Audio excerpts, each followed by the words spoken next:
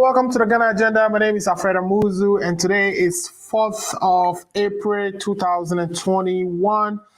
Today I have a very interesting conversation that we are about to have, and I have a guest who will be joining me in the studio. I'm checking to see if he's in the green room, and then we'll bring the guest up and have our conversation. So we're talking about whether there is turbulence in the NDC, And then we'll also look at the Eurobond that was just issued by Ghana, which is the $3 billion Eurobond issued by Ghana. So those will be the things we quickly touch on today. And we want to talk about, why Akujeto Ablakwa resigned from the appointment committee and what are some of the implications. So I'm bringing to the show today Godwin Ako Gunn, who is the Deputy National Communication Officer of the NDC. He'll be helping me break all this down. In fact, as I promised, he's going to help me tell the stories behind the stories, or the issues behind the issues. So if you're watching and you know somebody who also needs to watch this program, please share the link. Tell a friend to tell a friend. Alfred Amuzu is on the Ghana Agenda, and we are about to bring Ako Gunn to discuss issues happening in the NDC and some of the things perhaps that we don't know because we are not behind the scene. He is behind the scene, and he'll be helping us navigate all that today. So just hold tight.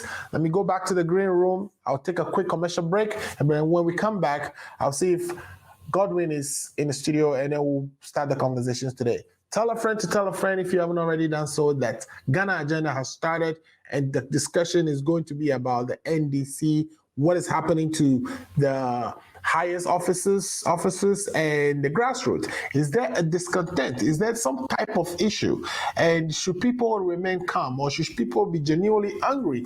Because they've gone to the polls and they've elected several 137 MPs in order to kind of provide a counter to what we currently have from the NDC, the MPP. In other words, the NDC actually is angry because they are feeling like, the elected officials are not necessarily listening to their grievances.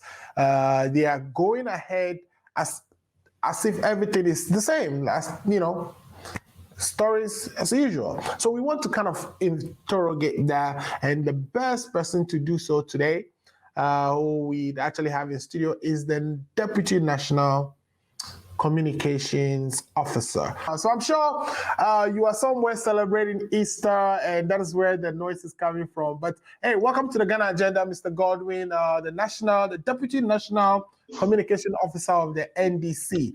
I know this is your first time, so maybe you haven't told all the story about you. We know of you because you've been in our political discussions for some time, and so we want to kind of get to know you on the Ghana Agenda a little bit. So if you don't mind, tell us a little bit about yourself, and then we would take a quick commercial break, come back and get into the discussion. So who is Godwin Ako Gunn? Okay, thank you so much. Godwin Ako Gunn is I'm a married man with 3 kids, and then for education, I went to Prempeh College, and then had my degree at the Ghana Institute of Management and then Professional. Then again, I think I have been into politics for let's say close to about 20 years. Okay. I contested for the assembly elections. That is where I had the opportunity. I started first of all as a unit committee officer. And then 4 years down the line, I had the opportunity of becoming the assembly member of the people of Niboy town in the Okaikwe North. Okay. district. Then again, I served as the finance and administrative subcommittee chairman of AMA for 2 years.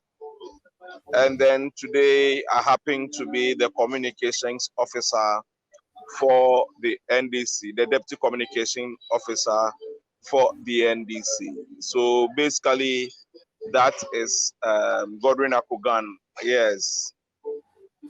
All right, Godwin, that's a long resume there. We are just waiting for the next time you come and tell us what constituency you are running for MP. So, and whenever you decide that, we hope Ghana Agenda is the first show you will stop on to kind of break that news. So, Godwin, I actually, I'm aware that, of course, we all are aware that in 2020 we went through the election. It wasn't successful for the NDC, even though the NDC still believe that they won. That we went through the court. Sorry. The line is bad. So if I can get that again. Okay, so I was just describing the fact that we all know that we went through the elections. We came out of the election. The NDC, though they were not successful, went through courts, tried to seek justice for some malpractices or things that they thought happened that were not correct. I saw some pictures of you in court, which means, of course, you're in solidarity with the party and going to court with them and making sure that the party is fully represented. Now, we came back from courts. Of course, the judgment didn't go our way again. And then we now of confirming all these ministers that were appointed. In the process, there is a little bit of unhappiness in the grassroots that we are hearing that people are not happy with the conduct of NDC in Parliament. This is what we are hearing on radio. You are the insider, so we want to hear the stories behind the stories. So tell us, what is going on in NDC? Okay, I think that the line was breaking. I didn't get you right. And I think you want me to talk about the issues about what happened in courts, amongst others, if that is it. Sure, you can start with that. Start with what happened in court and let's go from there. We are convinced about the elections of the 2020 elections, I might say. And first of all, we knew, or our data shows that none of the parties had 50 plus 1%. And that is why, and there were some padding in favor of Nana Addo Dankwa Akufo-Addo, which we sought, we had wanted to prove that in court. Then again, we also had issues with figures in the tabulation, figures that were given to Nana Addo Dankwa Akufo-Addo. Unfortunately for us, everybody goes to court with a strategy. Right. We didn't want to go through the long 8 process that we had to go through in the first elections when Nana Addo Dankwa Akufo-Addo took His Excellency John Dramani Mahama to court, which we spent about 8 months. So we decided that the best way to be able to get our issues across and for the court to also hear us is to use the Jane Mensah's declaration as our basis, so that when she comes to testify, then we can be able to throw some of our figures at her. Right. Unfortunately for us, she decided not to enter the box. And then again, surprisingly, the court also granted her that opportunity, which we felt that was injustice. For instance, the only person who has of the election materials, election results, and all those things is Jane Mensah. Right. And again, she is the returning officer. That is a duty nobody can do apart from her.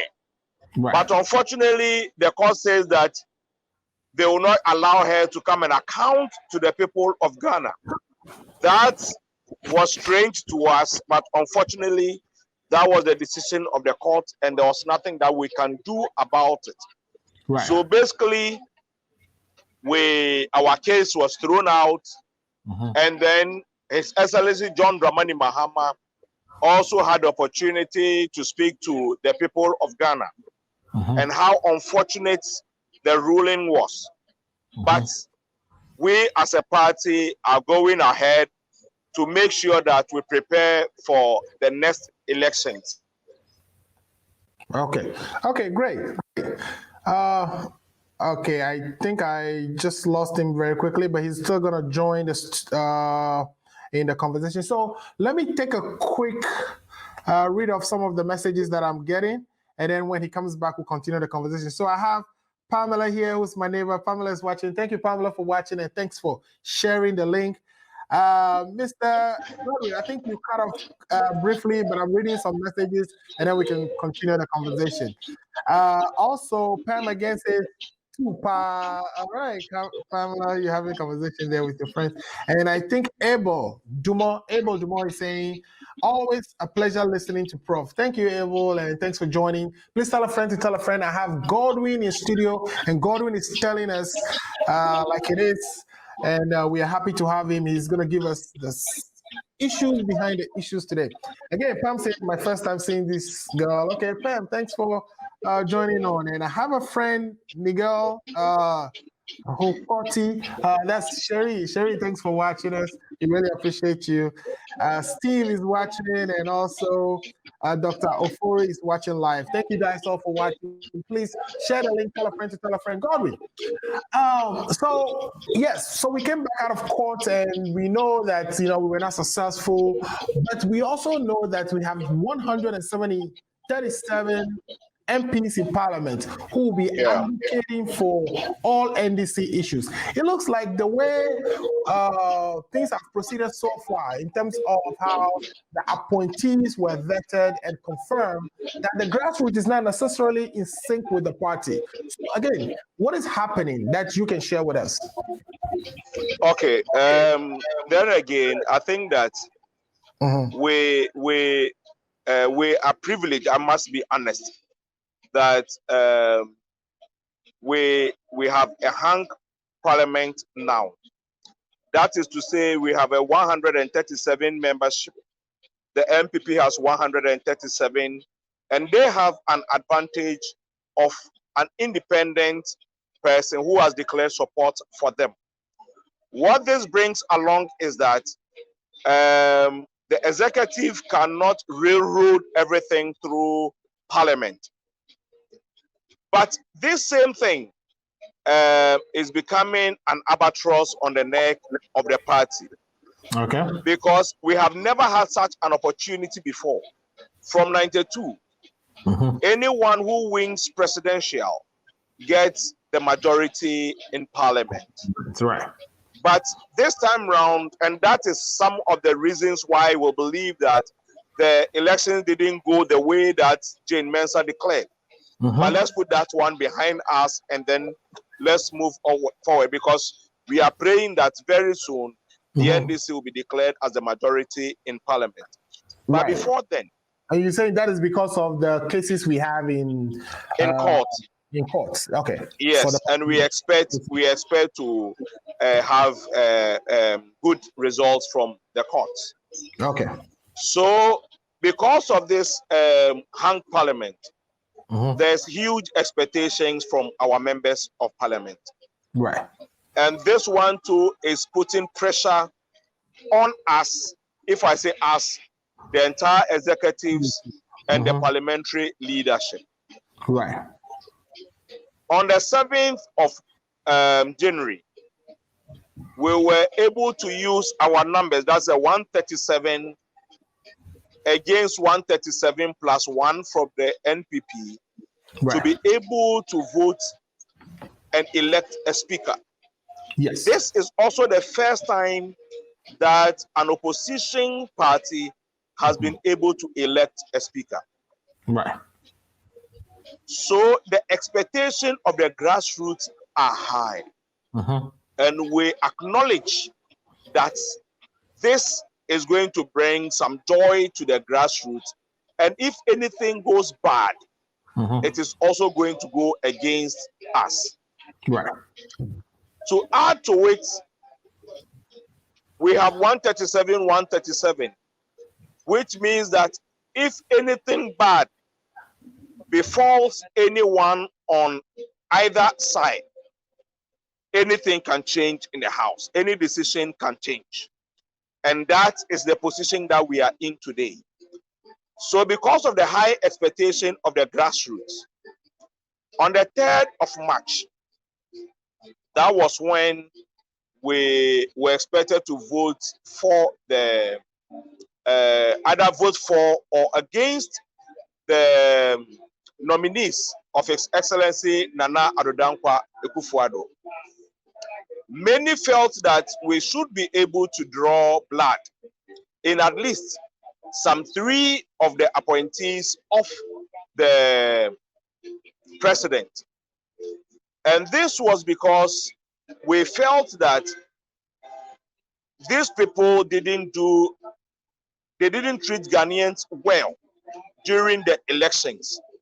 It wasn't that the grassroots want us to be destructive, or just as the local parlance will say, just put sand in their gari.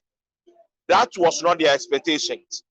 Their expectation was that these people, during the last elections, or let's say during the campaign period, were not fair to the people of Ghana. They are what they did, or for instance, on Kandapa, on Ambrose Derry, and then Nitiwo. These people were involved, as in they are heading our security service in Ghana. So if it happens that we go for an elections, and then about 15 people were shot, out of the 15, 8 died, and nobody has been able to explain anything to us, why should we approve them as ministers of state? Right. To add to it too, we saw how Akumsin wielding guns and shooting during the registration, amongst others. So why should they be approved? So when we went for the voting, unfortunately, these people went through, and then they got the votes that meant that some of our MPs also voted for them. For them, yes. I think that our grassroots saw it as, a spit in their faces. Right. So it was a very difficult one for us to, accept. It was very painful for our grassroots, even if it happened that only 1 or 2 people voted for either of these 3. I think it wouldn't be so painful like in the case of Hawa Kumsin.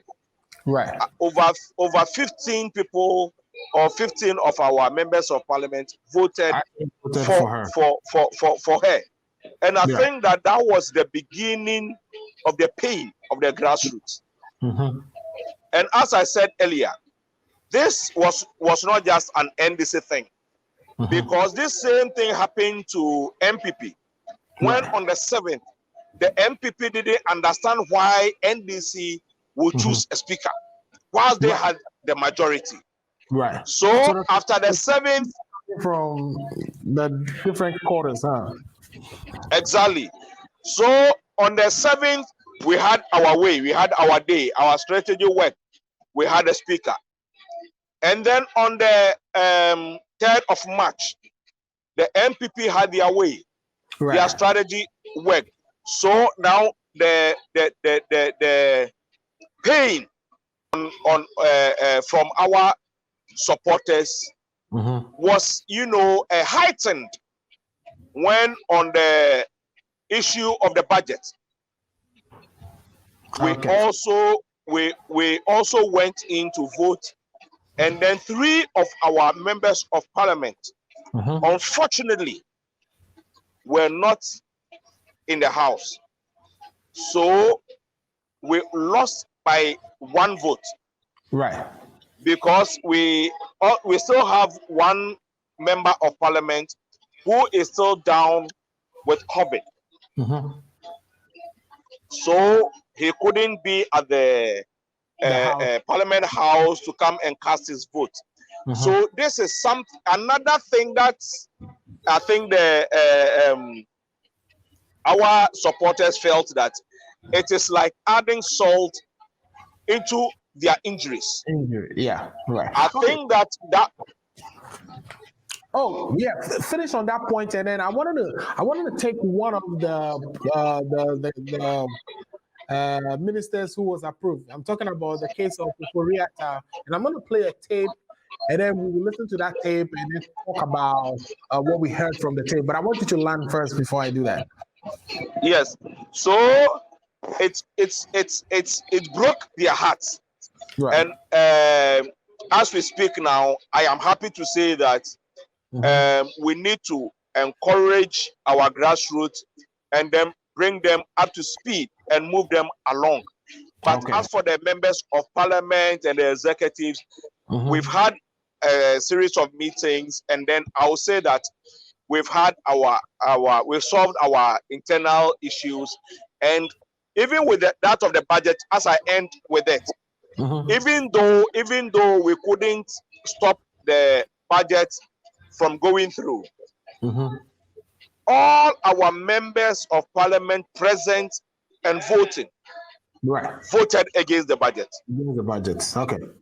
So I think that was also the first time that we, after the 7th of January, that we showed that we are all on the same wavelength. But do you think that is not being discussed enough? The fact that when it came to voting the budget, that all NDC president voted against it. To stress to the grassroots that it's not like you voted us, but we are there working with the MPP to screw up the nation. That we are still standing against them as necessary when we disagree. Exactly. It's not being but discussed. because of the anger of the grassroots, people will not listen because the pain of losing again was too much for them to bear. You understand? But as time goes on, I think the explanation is going down, and then they are waiting to see what happens next. So I think that there's calmness, but we also need to do a lot more to win back their love and then their support for the party. Okay, so let's watch this tape and see whether this has caused the issues to get worse, or this is something, or if you can explain why on earth, NPP or NDC would agree to to approve this nominee. And I'm talking Kenoforiata here. So let me play the video. We'll come back and we'll talk about it.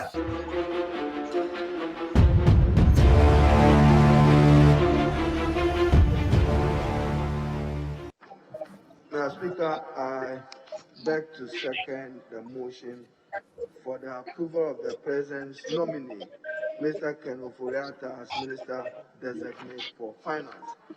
And Mr. Speaker, in doing so, as you may recall, our side on the Appointments Committee requested for some other information relative of Kenoforiata as Minister for Finance.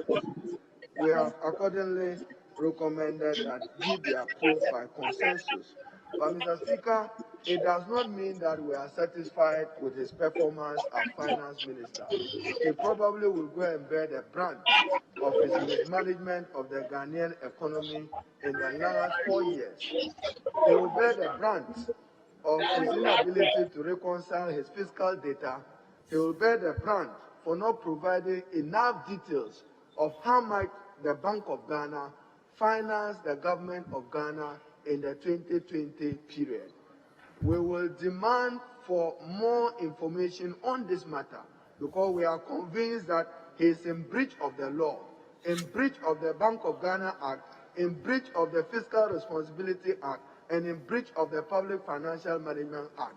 He came to Parliament for just 10 billion, but by his own answers, Mr. Speaker, as captured in the committee report, he could relate to 22 billion. Where did he get authorization to get 22 billion from the Bank of Ghana for purpose of government financing? Mr. Speaker, he is also on record to have been known as Mackenzie and Company Limited, and he is paying them 1.5 million per quarter. Mr. Speaker, Chair, you know you are the chairman of our committee. A very important matter was brought up, and we demand, and Mr. Speaker, first, he has brought a letter dated 29th May 2021, and Mr. Speaker, it has this to say: the Ministry of Finance has engaged with the chairman of PIA, Professor Kwame Adum-Frimpong, for a meeting on Wednesday, 7th April 2021, to reconcile outstanding issues. An amount of 2.4 billion Ghana cedis of oil revenue still remains a mystery.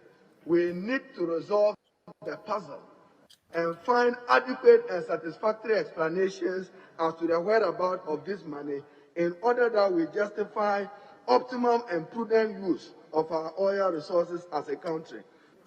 His physicals, he is not reporting fiscal deficit as a percentage of GDP because he doesn't want us to censor him under the Fiscal Responsibility Act.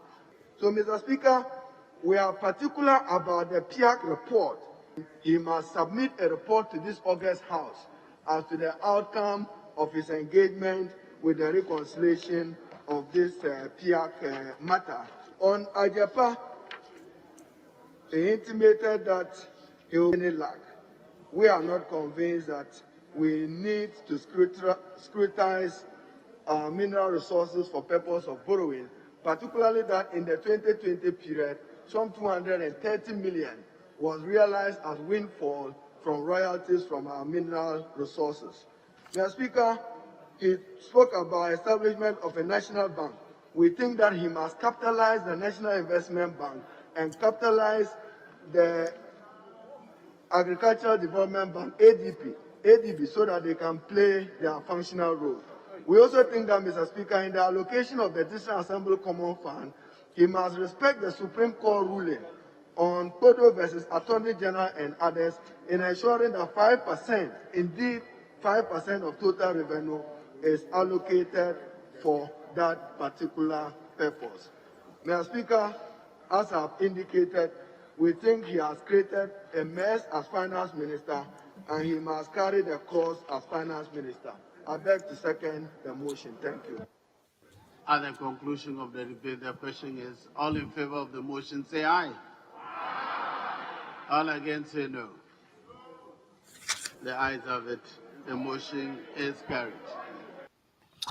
All right, so you've heard Haruna there made the presentation on behalf of the NDC.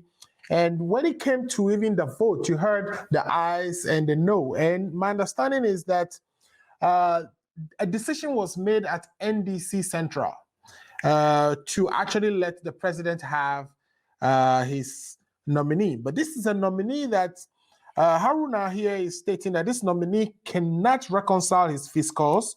This nominee is in breach of the Bank of Ghana Act. It's in breach of the Public Financial Management Act. It's in breach of the Fiscal Responsibility Act. This nominee has not produced a report on ABFA utilization for 4 years. The entire 4 years he's been there, he has not shown us the petroleum revenues that go to support the budget through ABFA allocations, how those funds are used. He's not shown it for 4 years. This same nominee is not able to account for $2.4 billion of funds that are in ABF already that are supposed to be used for projects all over the country.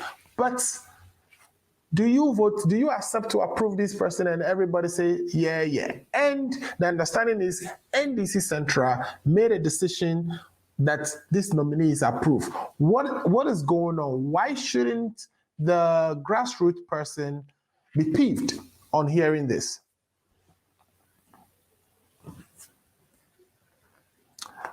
This. I think you were on mute, so if you can say all the things you said again. Okay, I'll just thank you again for the opportunity. Right. And you see, with all this, right, the president should be worried. Nana Addo Dankwa Akufo-Addo should be worried. And there's this saying that the minority will have their say, and then the majority will have their way. Right. So there was this decision that we are one man short. Mm-hmm. Apart from being one man short, we also have one person down with COVID. Yeah. Which means that when we go into voting, mm-hmm, we will not get our way, or we will not have our way. Yeah. Mm-hmm. So there were these two schools of thought that let's go for the people of Ghana to know that we disapprove of Ken Ofori-Attah's nominations. Mm-hmm. We know that he's going to go through per their numbers. We will lose, but we would have made a case, mm-hmm, that we disapproved of Ken Ofori-Attah's nominations. Mm-hmm. Then there was another school of thought that if we are going to go into an elections that we know that we are not going to win anyway, then why don't we unanimously agree that we are against him, but let him go? Because he has mismanaged the funds of Ghana already. Nana Addo Dankwa Akufo-Addo is not ready per all advice and for per all informations we have, is not ready to change this man for a better person, or to say for a new person. So why don't we just pass him for him to work with the person that he wants to work with, for us also not to be seen as being destructive? So these were the two schools of thought available to us. And we also believe that you must not also always exhibit your punches. That is to say that we shouldn't take a position that we are always going to object, we are always going to go into voting. But if you take this position, you would make everyone easily read your motives, and it is also not good for the house. But if we decide to let it go, and then Nana will have his finance minister as he has always wanted to have him, then there will be other motions in the house for voting that would surprise them with. So we shouldn't worry ourselves with the fact that we are always going to go into elections, and either we win or lose, we are always going to go into those elections. But if we are able to get them off guard and then use our numbers, don't forget that now the ministers are gone back to work, or they started work, and then we 137 are always in parliament. These people will be traveling here and there outside Ghana, in in the hinterlands and all those things. And we have 50% of them from parliament. So they will need us more because if they are outside the country or they are outside the region or outside parliament, I should simply put, and then there's a voting going to happen, definitely our numbers will be there for us, and they will be those who will be struggling through it. So let us not exhibit that we are always going to go into elections. And these are the two schools of thought that we had.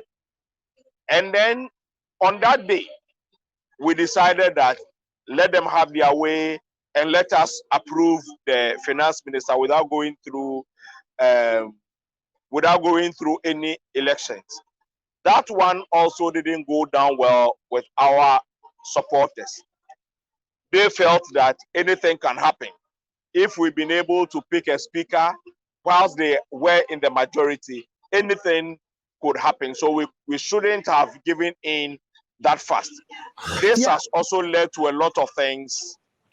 Yeah, you were saying something. And I think I agree with them a little bit, right? Because at least, we want the parliamentarians to seem as though they are trying. And if they don't succeed, we know they haven't succeeded. But in a case where, a decision is already made that, this guy is going to go in, and I understand, the first school of thought there, we didn't necessarily have the numbers in parliament. So why don't we just go in and give it to them for now? And that makes sense, because if we didn't have the numbers, we are going to lose anyway. So why don't we save the headache? But the other one of, let's just give it to the president because he's not going to change somebody. This individual is known to have broken so many laws. This individual doesn't even report our deficits the way it's supposed to be reported. He doesn't report all our deficits because he's counting of, things like the financial sector cleanup outside, so that he's not in violation of the Fiscal Responsibility Act, because he knows that when he's in violation of the Fiscal Responsibility Act, that he'll be dealt with. So this is somebody who's been massaging the books, breaking laws. I agree with you. I agree with you 100%. But as I put before you, we had two schools of thought. Right. And then both made sense, or even, with hindsight, we could have gone for the voting and lost. Right. But we couldn't have made the point that Haruna made. For instance, when the budget was passed, we are now dealing with the Appropriation Act. Right. And with the Appropriation Act, we are doing it meticulously so that we make sure that wherever funds needs to go, nobody can manipulate anything and then, subvert people's authority or power like it used to happen during the last parliament, or let me say the seventh parliament. Then again, that is where he had parliament, the full, majority of parliamentarians being NPP. So they could bulldoze their way through and do whatever they want to do. However, this time it is different. So in the same way, passing him is not just all that there is to do. Right. As Haruna said, that this is just one thing of passing him to go and work, but Parliament is going to invite him to come and account for everything that he has spent that he's not accounting for. So this is just the beginning. So he being there, for instance, if we had voted and let's say won, and then he was turned down from being the finance minister. Now a new person would be nominated. Yeah. And the new person will come to face Parliament to account for something that he knows nothing about. Right. But this time, we would have the finance minister being in office as he accounts for how he has misappropriated our finances for the past 4 years. Yeah. So, and now Yeah, I was just going to say the difficult part of that is what is so hard for some of us, and I'm sure some people in the grassroots understand, is we've had 4 years where this guy was known to have been, breaching all kinds of rules and laws, and we did not. I mean, we invited him a couple of times, but he acts with impunity. Not only is That's he it. not providing you with information, but this guy really don't care. So how do you now say, you're gonna use the next 4 years to get him to answer questions to us when the last 4 years you've not been able to hold him accountable? It took PIAC. PIAC has been crying year after year. In their 2019 report, they stated in that report that they want Parliament to actually bring the Minister of Finance to order, because the Minister of Finance is acting with impunity. It's making it so hard for PIAC to actually prepare a proper report, because they've now been disclosing how they utilize the ABFA to even PIAC for the last 4 years. So PIAC doesn't have any information, and PIAC has been crying to Parliament. Parliament hasn't been doing their work. And so how do we take it from Haruna now that Parliament will finally wake up and do their work? Alfred, you see, most of the time we have people being prosecuted when their parties leave office. Right. Only a few times, and that has also been during NDC times. NDC time, yes. That we do prosecutions if any of our appointees or ministers offend the law. Right. This time around, things are different. We have a parliament that is hung, that no one can bulldoze his way through. If the finance minister is invited, he has no way to say that he will not appear before Parliament. He will not come and account before the finance committee. He cannot. Because this is, if you decide not to come, then it means that none of your allocations or what you intend to seek Parliament to approve for you to spend, then if Parliament decides that they are also not going to approve it for you, what happens? And we'll use our numbers against you. So this is the best time for the Ghanaian.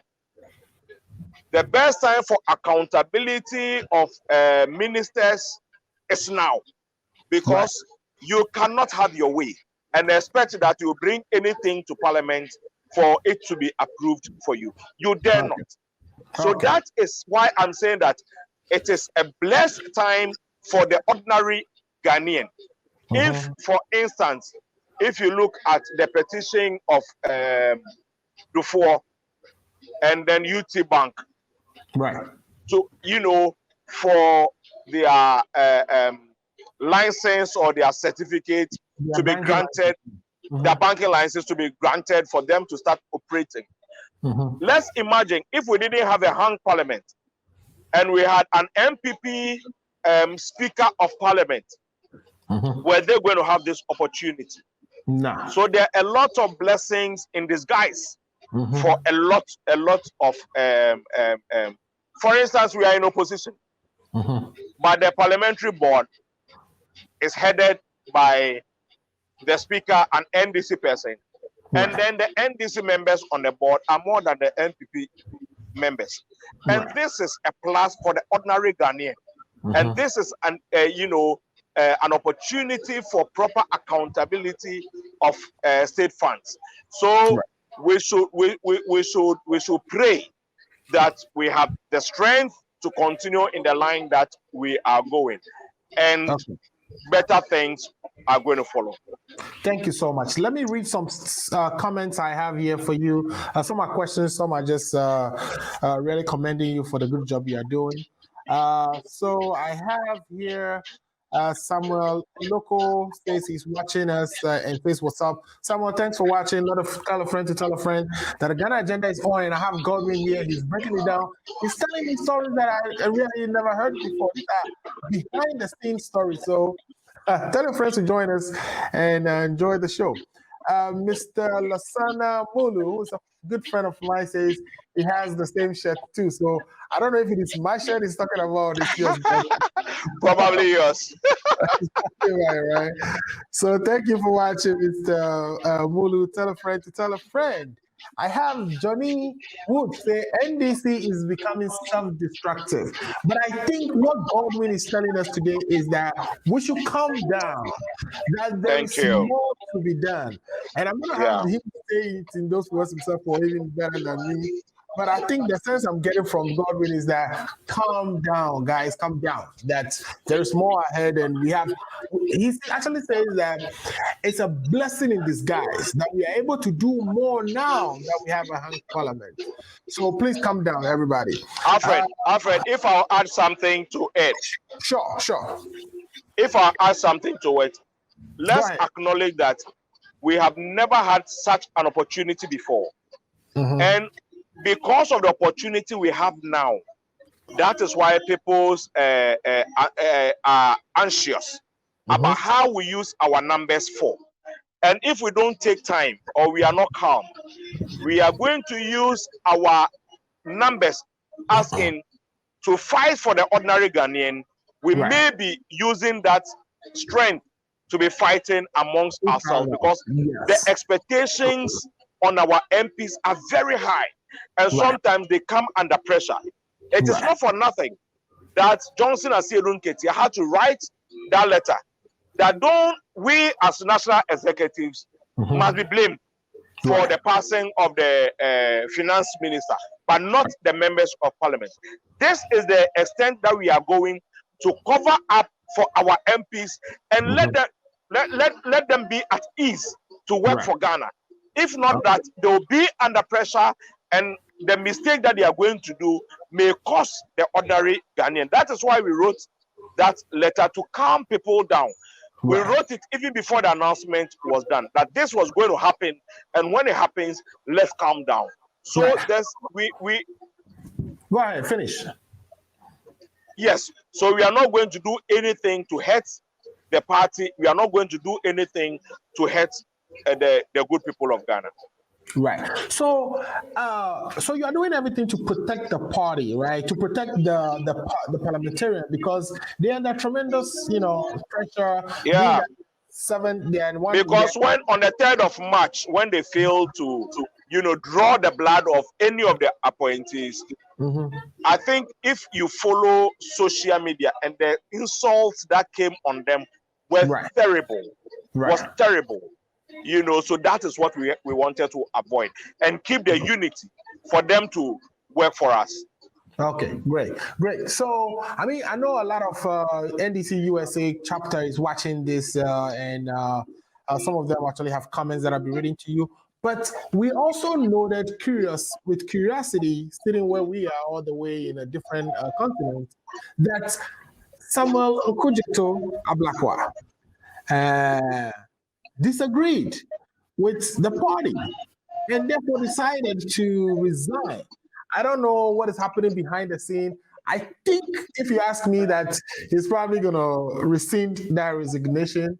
But he says that on principle, things happen that he disagreed, and therefore he has to retire or resign from the appointment committee.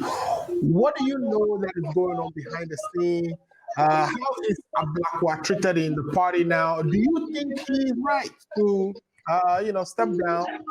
And I'm sure you're going to say he's right to step down anytime he wants. But do you think it's helpful for the party, or is advancing the narrative that there is so much chaos in the party as we, come through with Alfred, let me say that where I sit as the Deputy Communications Officer, it is not everything that I communicate that is my position.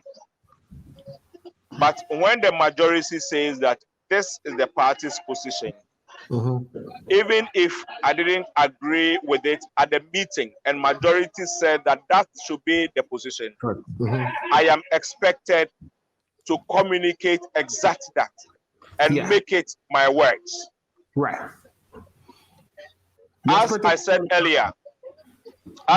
earlier, there were two schools of thought. Some said, let's go the full haul in voting. And debate, Others said, because of the numbers not on our side, let's let it go and then see how we get them on the loose. These are two different thoughts. Obviously, Okojeto was on the side of those who believe that let's go the full haul. Right. Same as Adongo. But personally, I would have wished that what happened didn't happen. Right. Because if the other side also comes out to justify why they had to go that way, that let's pass Kenofori Atta without going through this long haul of voting and all that, then it will mean that what had happened behind the consensus process and all those things, and in a democratic dispensation, you can't always have your way. Right. When the majority decides, the minority will be dwarfed. So I would have wished that he didn't go that. But you see, one significant thing in his letter was that he said that this is personal, right, and it is on principle. So on that score, you wouldn't also blame him so much. Probably he has sworn somewhere that if Ken Ofori-Atta will pass any how they call it, voting or anything, it will be minus his vote. Right. Maybe he has won somewhere, nobody knows. That makes it more personal. Right. So we wouldn't also begrudge him, moving on that tangent. But ideally, on a corporate level or as a united party, once the majority says that we are going this way, we should have, just been in line with what the majority says. But yeah, so I don't know if there's anything being done in the background to have him rescind that decision. I think that a lot of things are going on behind the scenes, but it is not right for us to communicate about the next line of anything. Yes. Great. So how about this whole issue of leadership in parliament? In other words, the minority leader position and the fact that hasn't been determined yet, which was communicated by the General Secretary. What is going on, behind the scene on that one as well? Okay, so on the leadership, what happened was that during the 7th of January, we didn't want to have any disruptions. Obviously, as a political organization, people have expectations, right? Either to lead the house, or to whip the house, or to take care of welfare and all that. People have expectations. But we decided that if we go into changing of leaders, we may lose focus. Right. Those who may lose out may be bitter. Right. Or something. So let's maintain this same leadership. Go into the 7th of January elections of the speaker. And after that, we'll come back and do everything that we intend to do. Right. In this same situation, there are people who believe that some leaders must be changed. Others believe that all the current leaders are doing extremely well. So they should be maintained. Okay. However, what do you believe? Excuse me? What is your belief? Oh no, I'm not a member of parliament, so I can't. My belief remains mine. Okay. But But what will happen is that they will have the chance or the opportunity to either confirm or change leaders if they so will, and it will be we will just give them the platform, and then it is done regionally, and then I don't know how the outcome is going to be like, but whatever happens, I know that it will be in the interest of the party. Okay, great. So far, so good. Thank you so much. So what I'm going to do now is we'll take a quick break. But when we come back, I want us to quickly look at the Eurobond. I know it's getting late in Ghana as well. So let's come back and spend about 5 to 10 minutes on the Eurobond that was issued, I think, on the 31st of March or so, and then bring the program to an end. So we'll take a break. We'll be back to discuss the Eurobond.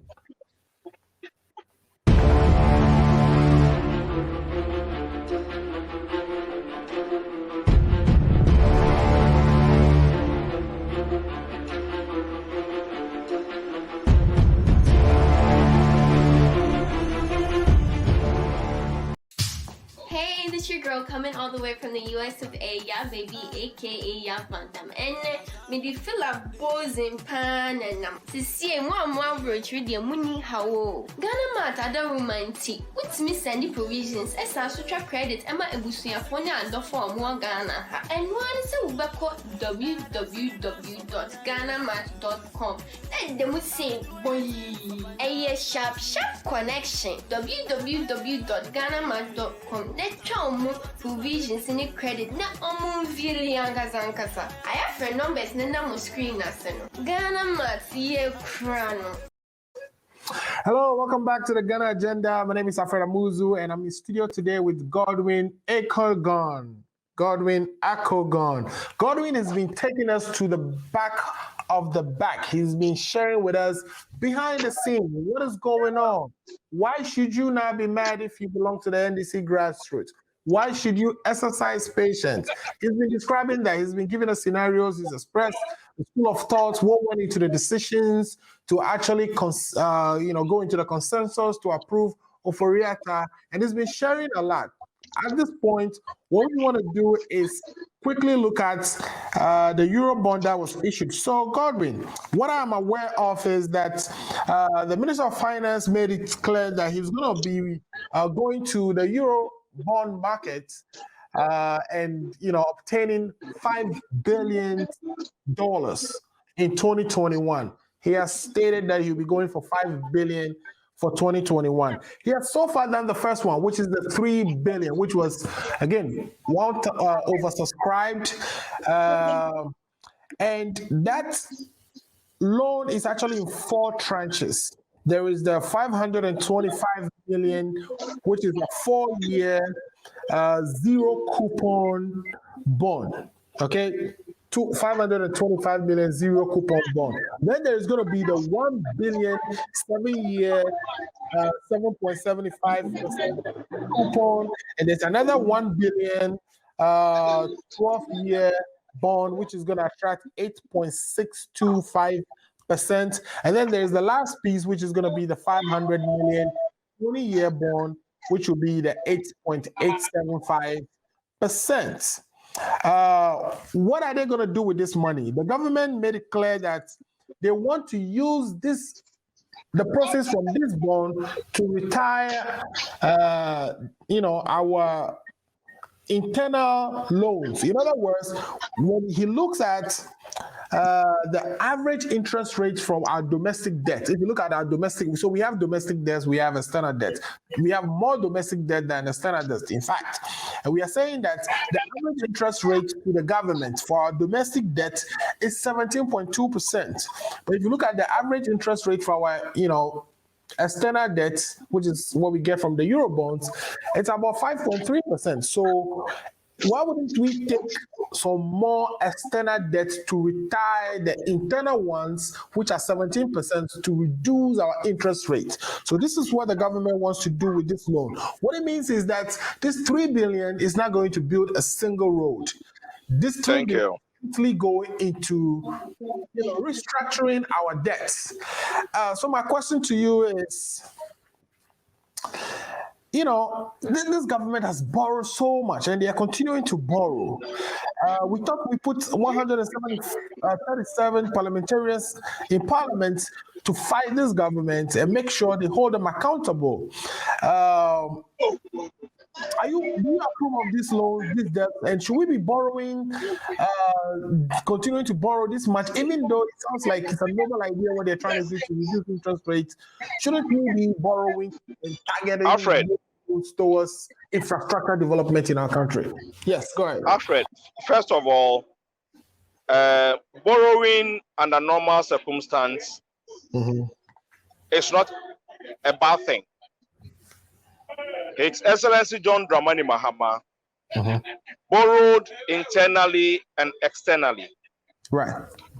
But there are infrastructures that you can see, very visible, that these monies were used to, and those investments are, planned so much so that it will end up paying for itself.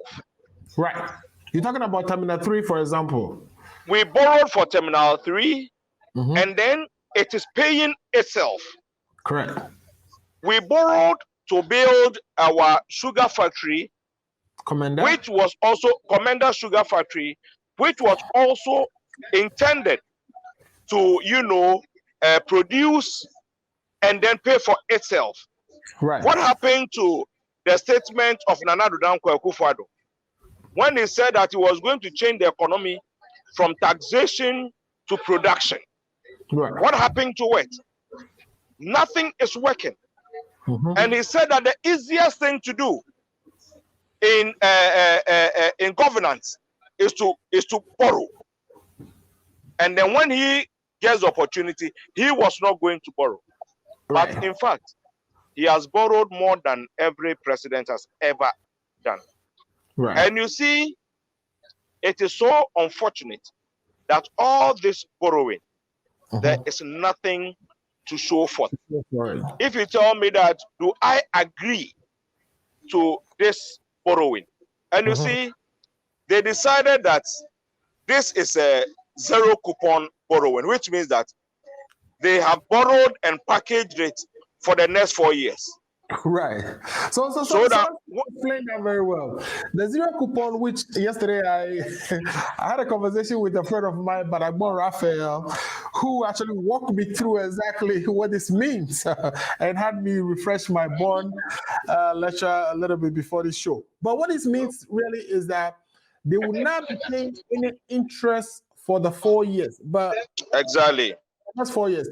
And then all that interest will be compiled and added to the tail end so that when the principal is due, it's not only the principal, but everything. The last 4 years is due at the same time, which would happen in 4 years, which means chances are they are still in government or they are no longer in government and it's the next person's concern, right?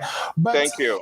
The MPP argues that it's not the entire $3 billion that is zero coupon. It's only 525 million of that which is zero coupon.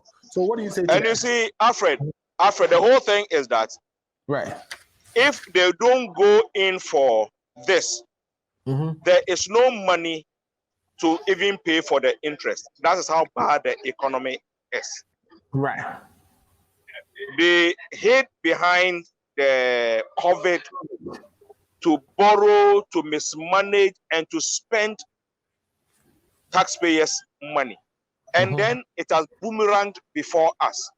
Today, they are scooping every coin from everywhere to make sure that we survive as a country. Right. When he appointed 130 ministers, we cautioned that this is a total waste of the taxpayers' money. Right. What happened?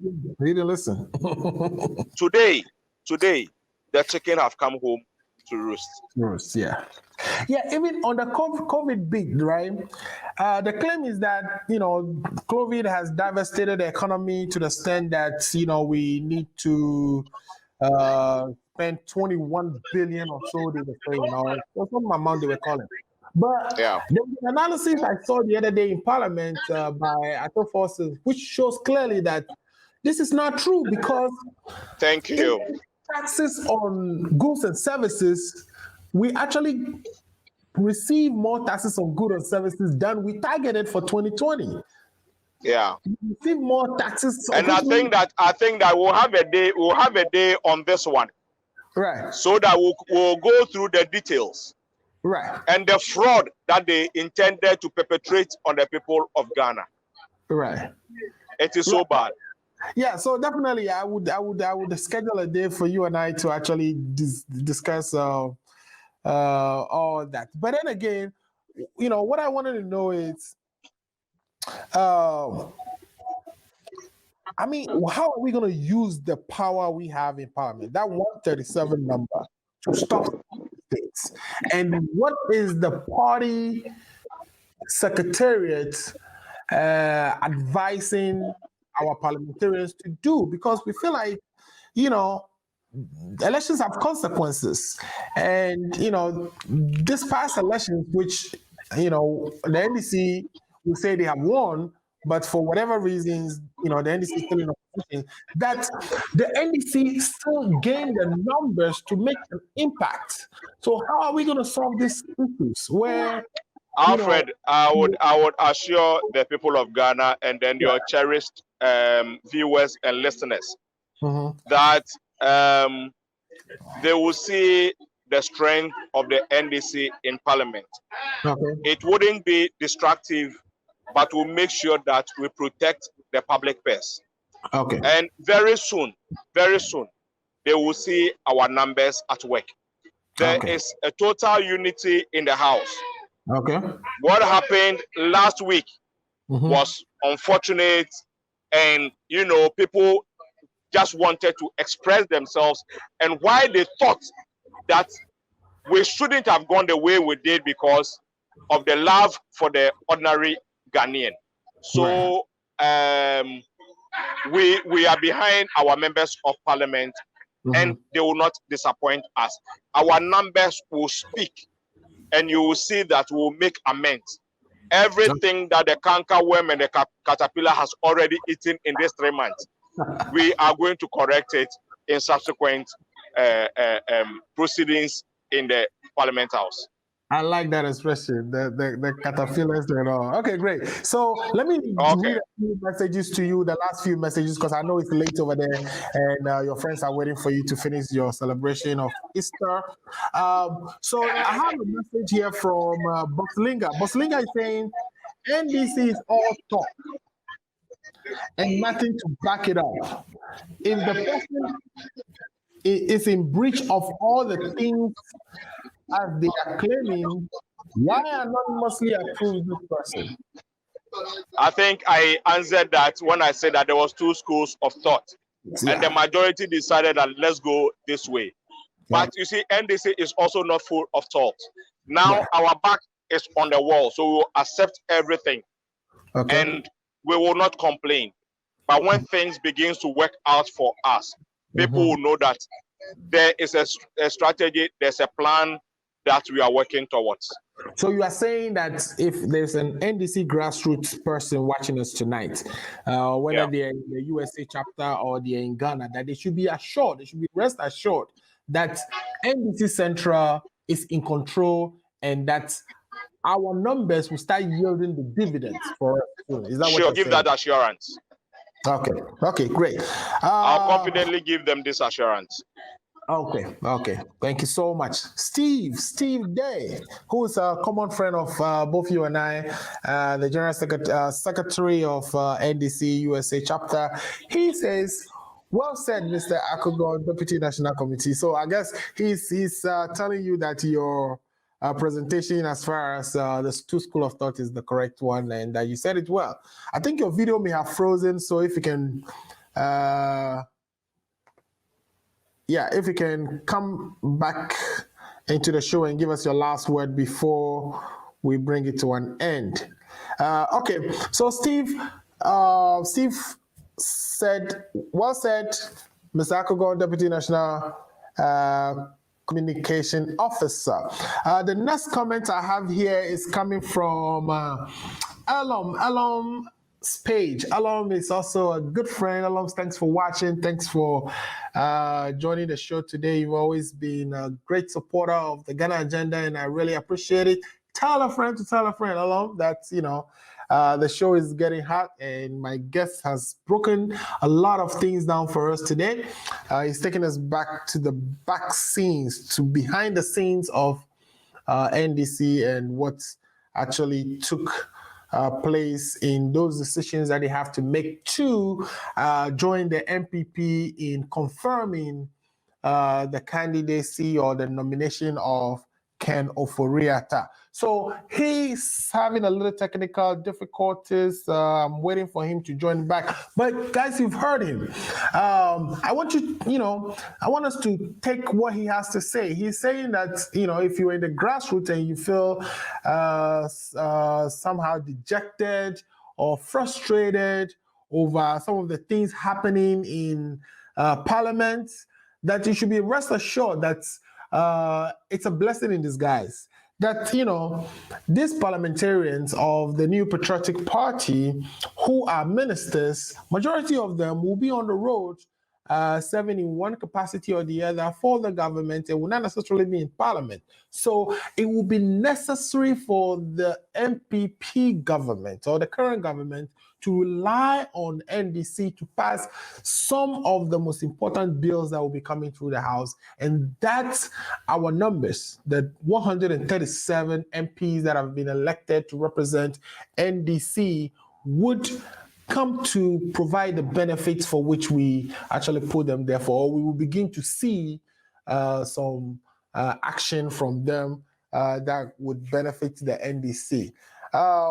So I think those are the things that I've tabled for discussion today. It's unfortunate that we lost my guest before the show ended. I wanted to get his last words for the NDC chapter here in the United States and for all my listeners. And before we bring the show to an end, but I guess we are now lucky enough to do that. So what I'll do is I'll play a quick commercial, see if he joins. If he doesn't join, then we would come back, do the wrapping up of the show and bring today's program to a close. So let's take a quick commercial break. We will be right back.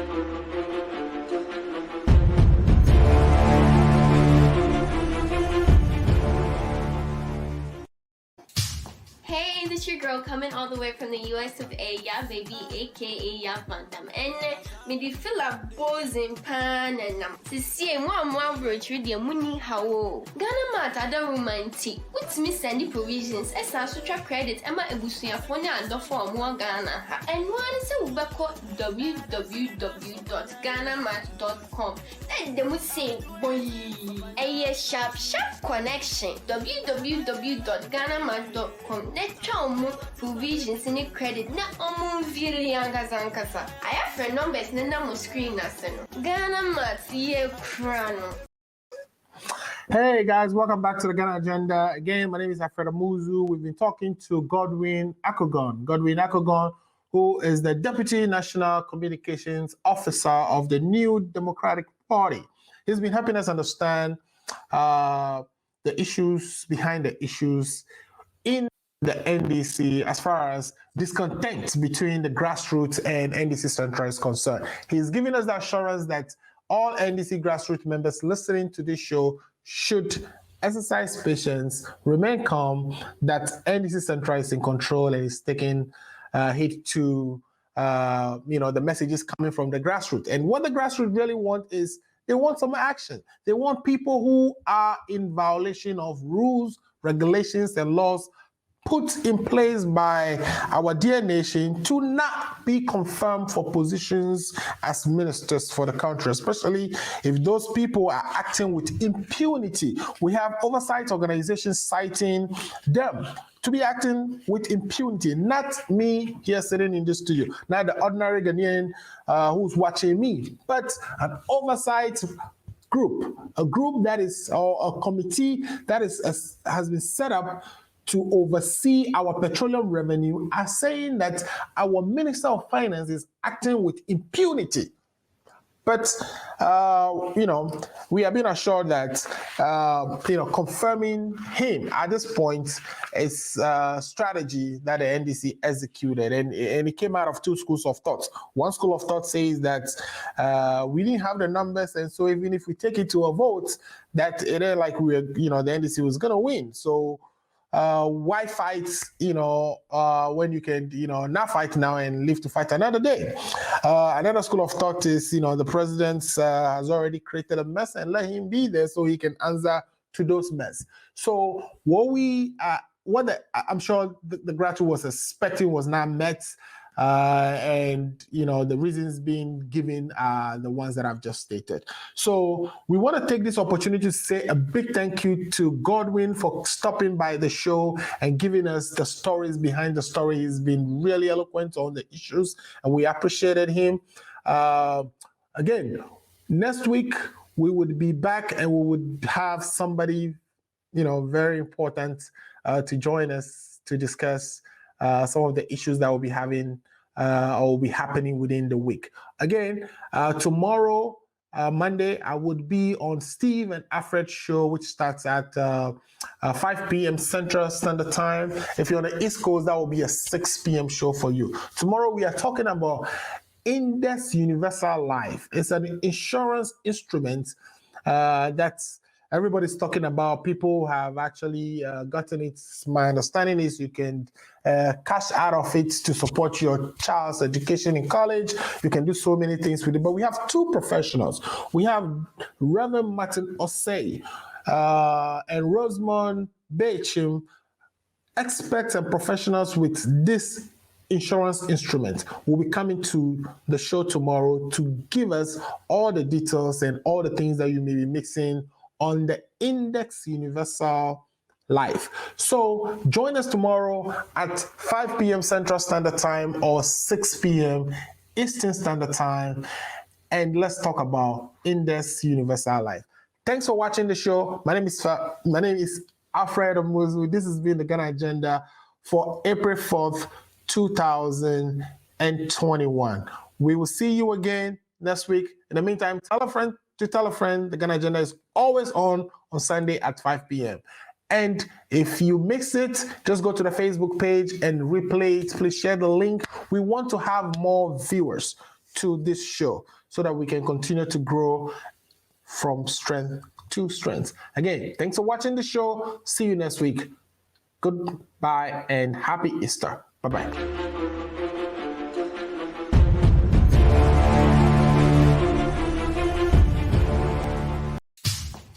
It's your girl coming all the way from the US of A, yeah baby, aka ya Bantam. And me di feel a bozen pan and to see one virtue the money how Ghana mat other romantic. What's me sandy provisions as a sutra credit Emma Ebusia Fona and the form one Ghana. And one is a www.ghanamat.com. And then we say boy a sharp connection www.ghanamat.com. Provisions in credit na really ankasa. I have friend numbers na mo screen na Ghana Mat ye crano.